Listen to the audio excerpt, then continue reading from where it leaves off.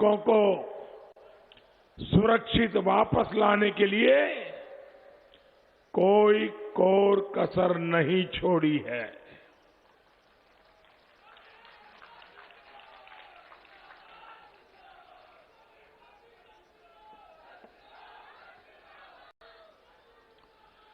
Operation Ganga चलाकर हम Ukraine से भी हजारों भारतीयों को वापस ला रहे हैं।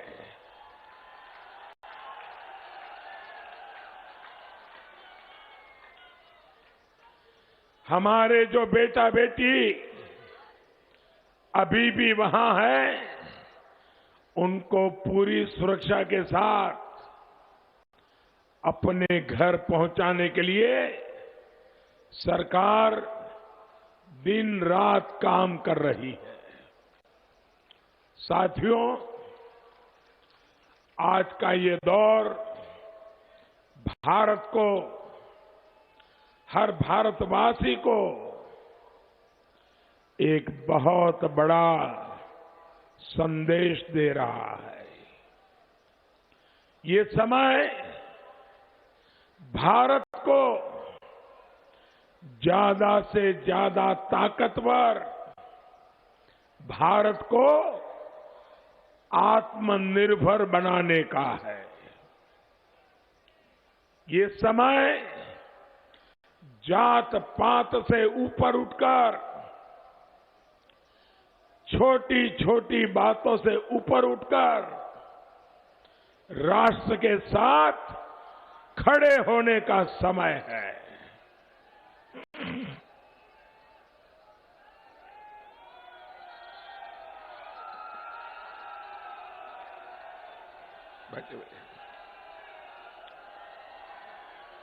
पत्रकार बंधु, आप हमारी मदद कीजिए भैया।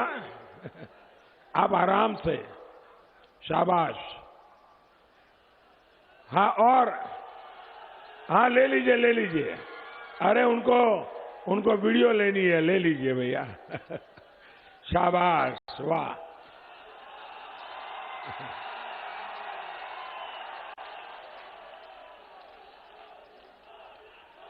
आपका काम हो जाने के बाद अगर मुझे इजाजत देंगे तो मैं अपनी बात शुरू करूंगा। तो आप थोड़ा नीचे उतर जाइए कृपा करके, ताकि पीछे किसी को तकलीफ ना हो। बहुत अच्छे दोस्तों मेरे, थैंक यू भैया, थैंक यू। नहीं, कुछ पत्रकार बहुत अच्छे होते हैं, बहुत मदद करते हैं जी। साथियों, हमें हर साल लगातार, हर हाल में अपनी सेनाओं को आधुनिक बनाते ही रहना होगा। देश को आत्मनिर्भर बनाने के लिए खुद को खपाना होगा। और ये काम गैर परिवारवादी, गैर स्वार्थी कभी नहीं कर सकते। जिन लोगों का इतिहास रक्षा सौदों में कमीशन खाने का रहा हो, वो परिवारवादी कभी भी देश को मजबूत नहीं कर सकते। जो लोग देश की सेनाओं की जरूरत को हमेशा नजरअंदाज करते रहे, वो परिवारवादी देश को मजबूत नहीं कर सकते। जिन लोगों का दिल देश में बम धमाके करने वाले आतंकियों के लिए धड़कता है, वो कभी देश को सशक्त नहीं बनाएंगे।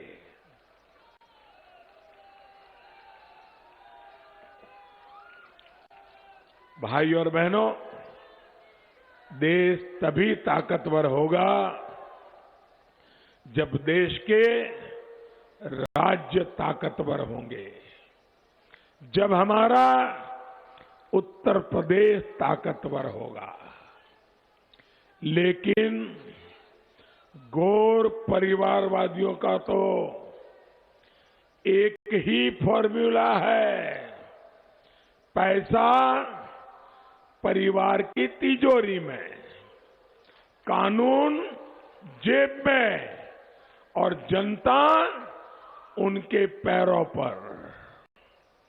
ये उत्तर प्रदेश को, देश को ताकतवर नहीं होने देंगे। ये तो समाज के कमजोर वर्गों पर गुंडाई करने वालों, माफियाओं को ताकत देते हैं। कबीर जी इनके लिए ही बहुत पहले कह गए थे, दुर्बल को न सताइए, जाकी मोटी हाय। गरीब की इसी हाय ने 2014 में इनको झटक दिया, 2017 में पटक दिया, 2019 में साफ कर दिया और अब 2022 में तो अब इनको अपनी ही सीट बचाने के लाले पड़ गए, लाले।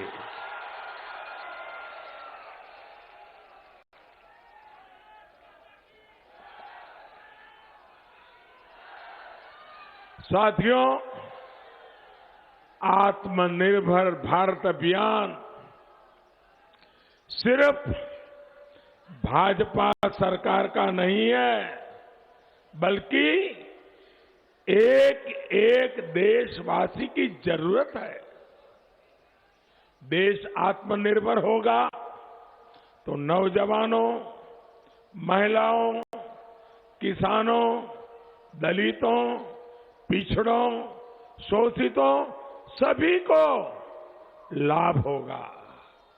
बहनों और भाइयों, पहले की सरकारों की जो नीतियां थी, उन्होंने विदेश से सामान मंगाने पर ही जोर दिया। इन लोगों को भारत का दूसरे देशों पर निर्भर बने रहना अच्छा लगता है।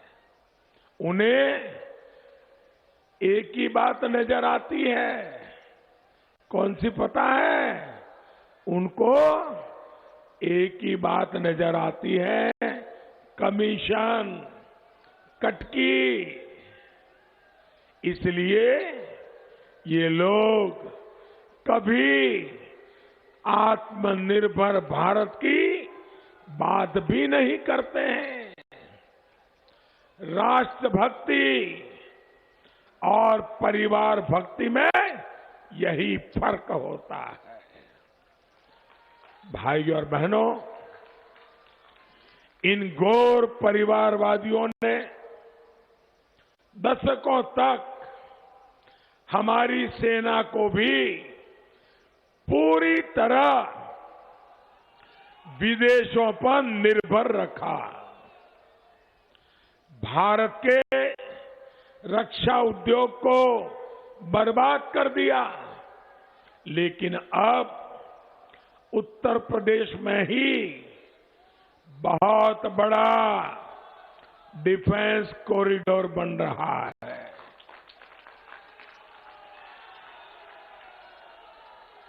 हमारे पास तेल के कुएं नहीं है। हम बहुत सारा कच्चा तेल बाहर से मंगाते हैं। लाखों करोड़ रुपए उस पर खर्च करते हैं। इन लोगों ने कभी ध्यान ही नहीं दिया कि गन्ने की मदद से गन्ने से ज्यादा इथेनॉल भी बनाया जा सकता है। उसे पेट्रोल में मिक्स किया जा सकता है। पहले लोग गन्ने से सिर्फ चीनी बनवाते रहे और नीतियां ऐसी बनाई कि चीनी मिले और गन्ना किसानों दोनों को सरकार की दया पर जीने के लिए मजबूर कर दिया।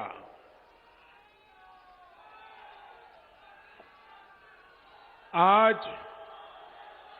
हमारी सरकार गन्ना किसानों के हितों को ध्यान में रखते हुए इथेनॉल प्लांट का बहुत बड़ा नेटवर्क तैयार कर रही है। यहां पिपराइच में जो डिस्टिलरी लगी है उसमें भी गन्ने से सैकड़ों लीटर इथेनॉल हर रोज बनेगा। गांव में जो गोबर होता है, शहरों में घरों से जो कचरा निकलता है, उससे भी बायोगैस बनाने के लिए आज देश में सैकड़ों बायोगैस प्लांट बनाए जा रहे हैं। खाद्य तेल में आत्मनिर्भरता के लिए हमने हजारों करोड़ रुपए का मिशन शुरू किया है। इसके तहत सरकार किसानों को तिलहन की पैदावार बढ़ाने के लिए मदद दे रही है। यानी हर साल जो लाखों करोड़ रुपए हम विदेश भेजने के लिए मजबूर है, वो हमारे ही किसानों की जेब में जाएंगे। कमीशन के लिए जीने वाले परिवारवादी किसान हित और राष्ट्र हित के ऐसे कदम कभी नहीं उठा सकते।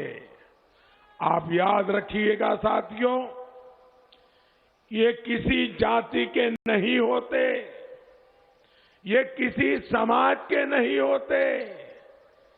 इनके लिए अपना स्वार्थ सबसे बड़ा है। ये कितने स्वार्थी हैं आप देखिए। 2017 में किनको साथ लेकर के घूमते थे, 2019 में आते आते उनको छोड़ दिया, दूसरों का साथ लिया, फिर उनको छोड़ दिया, 2022 में नए साथी लेके आए। जो अपने साथियों को छोड़ देते हैं वो कभी आपका साथ करेंगे क्या?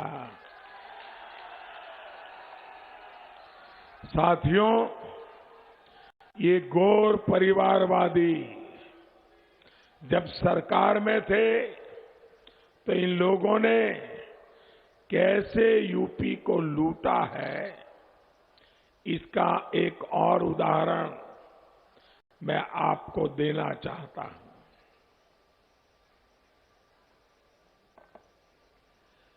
जब इन गौर परिवारवादियों की सरकार के 5 साल के खर्च का लेखा जोखा किया गया तो पता चला कि हजारों करोड़ रुपयों का कोई हिसाब ही नहीं है। रातों रात फर्जी कंपनियां बनाकर उन्हें सरकारी ठेके तो दे दिए गए, लेकिन वो पैसा खर्च कहां हुआ इसका कभी हिसाब नहीं दिया गया। हजारों करोड़ रुपए से इस क्षेत्र में कितने स्कूल बन सकते थे, गरीबों के कितने घर बन सकते थे, लेकिन ये गौर परिवारवादी सारे पैसे खाकर बैठ गए। साथियों, बस्ती समेत ये पूरा क्षेत्र जो कभी अपनी फैक्ट्रियां, मिलों के लिए जाना जाता था, उन पर ताले किसने लगाए भाई बहन? किसने ताले लगाए? ये बेरोजगार किसने किया? भाइयों बहनों, गन्ना किसानों को, बुनकरों को भी इन घोर परिवारवादियों ने बेहाल कर दिया था। योगी जी की सरकार ने मुंडेरवा पिपराइच चीनी मिल का तोहफा गन्ना किसानों को दिया है।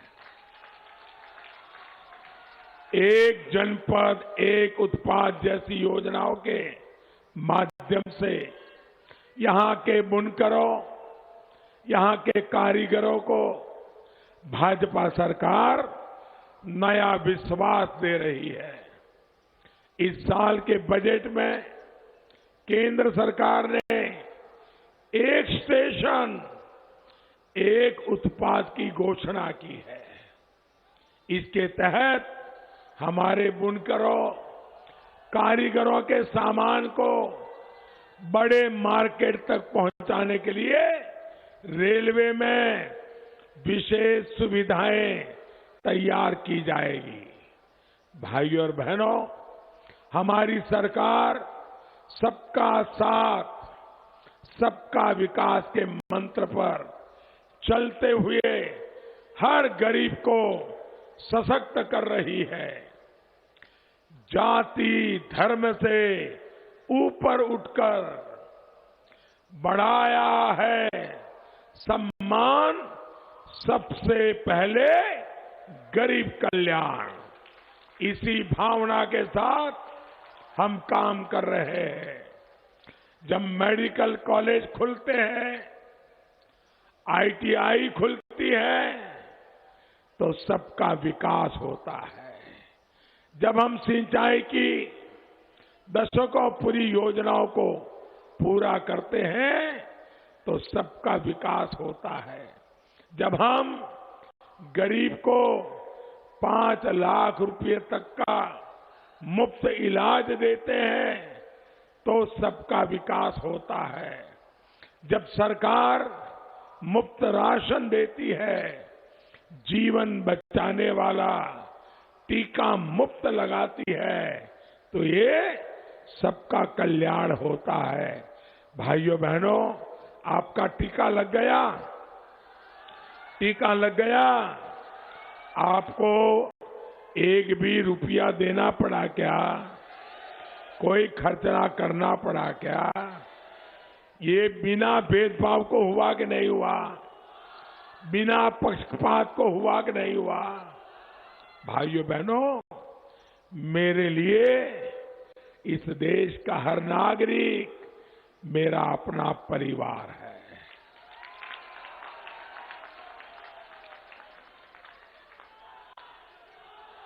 और इसीलिए बिना किसी भेदभाव, बिना पक्षपात सरकार गरीब को पक्की छत देती है, तो ये सबका विकास ही है।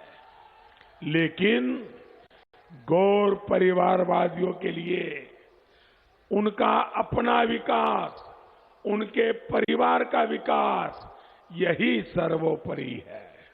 इसलिए ये गरीब के हित में बनाई गई इन योजनाओं के खिलाफ है। ऐसे लोगों को सत्ता से हमेशा दूर रखना है। इसलिए आपको एकजुट होकर भाजपा, निषाद पार्टी और अपना दल के उम्मीदवारों के लिए भारी मतदान करना है। आपका हर एक वोट उत्तर प्रदेश को मजबूत बनाएगा, देश को नई ताकत देगा। याद रखिए, पहले मतदान, फिर बाकी काम। भाइयों बहनों, मेरा एक काम करेंगे आप लोग?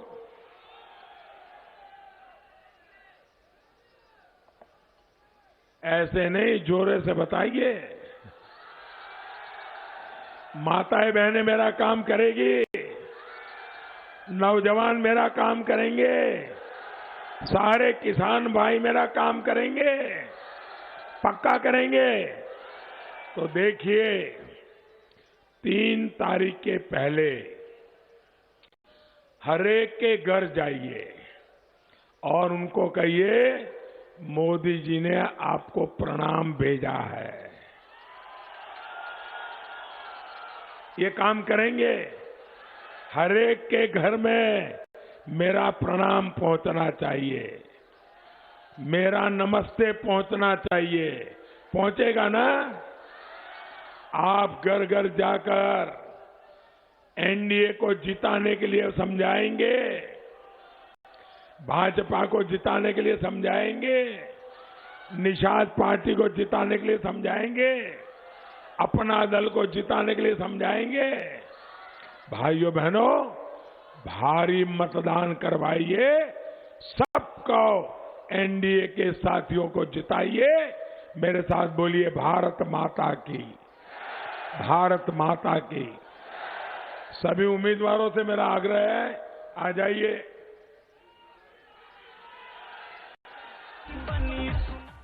प्रधानमंत्री नरेंद्र मोदी इस वक्त बस्ती में जो रैली थी, सभा थी, उसको संबोधित करते हुए, गला थोड़ा आज खराब लग रहा है प्रधानमंत्री जी का। लगातार कई दिनों से यहां पर उत्तर प्रदेश के चुनाव प्रचार में जुटे हुए हैं और इस वजह से आज थोड़ा गला खराब लग रहा है। आज जो उन्होंने अभी पूरा जो भाषण दिया वो भी आज थोड़ा छोटा रहा भाषण, क्योंकि प्रधानमंत्री नरेंद्र मोदी जी के भाषण काफ़ी लंबे होते हैं। आज छोटे भाषण से ही काम चलाना पड़ा, गला खराब है।